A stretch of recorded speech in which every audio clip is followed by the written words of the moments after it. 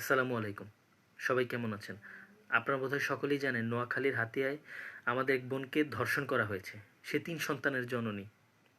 তার ৩ টা সন্তান আছে।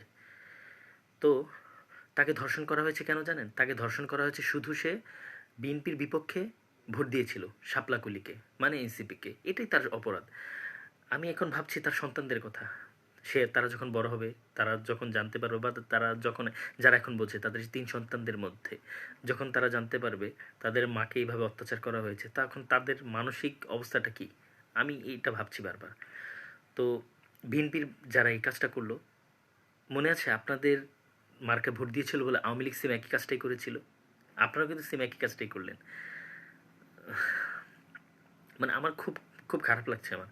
কারণ আহ, আমাদের ওই বোনটা আসলে কেঁদে কেঁদে বলতেছিল। তো আমি আসলে এখন কিছু মানুষের কাছে প্রশ্ন করতে চাই। আমার ফ্রেন্ড লিস্টে এমন অনেকেই আছেন যারা মিডিয়া কর্মী আছেন এবং যারা সমাজের তথাকথিত সুশীল।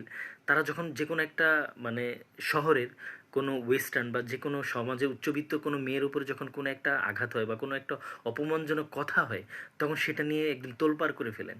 কিন্তু আজকে আমাদের যে বোনকে এইভাবে অপমানিত করা হলো, অপদস্থ করা হলো, সেটা নিয়ে আপনাদের কোনো পোস্ট নাই। মনে হয় দেশ ঘুমিয়ে গেছে, মনে হয় দেশে কিছুই হয়নি।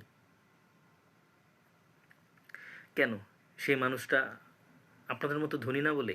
সেই মানুষটা সমাজের তথাকথিত প্রথম শ্রেণীর মানুষ না বলে? সেই মানুষটা বোরখা পরে এজন্য? কেন? কেন আপনারা কেন এটা নিয়ে কোনো বিবৃতি দিচ্ছেন না? এবং আমি এটাও দেখতে পাচ্ছি না কোনো মেইন স্ট্রিম মিডিয়া এটা নিয়ে আহ, কোনো কিছু বলছে, কিছু মানে ওনারা ছাপাচ্ছে বা ওনারা কিছু প্রকাশ করছে কেন? মানে আপনাদের মানে বিচার, আমরা তো বাংলাদেশে জানেন এমন একটা রাজনীতি চেয়েছিলাম যে রাজনীতিতে একজন অন্যায়কারীর বিরুদ্ধেও কখনো বেইনসাফ হবে না, অন্যায়কারীর সঙ্গে ইনসাফটাই হবে। কিন্তু একটা মানুষ সাধারণত আরেকটা দল বা আরেকটা ফিলোসফিতে বিশ্বাস করে বলে তাকে এভাবে অত্যাচার করা যাবে? আপনারা কি এটা মেনে নেবেন? প্লিজ এ নিয়ে কথা বলুন। এভাবে চোখ বন্ধ করে থাকেন না। নিজের বিবেকের কাছে কি জবাব দিবেন? কথা বলুন, আওয়াজ তুলুন প্লিজ। আমাদের বোনটাকে এভাবে হেরে যাইতে দিয়েন না। ধন্যবাদ।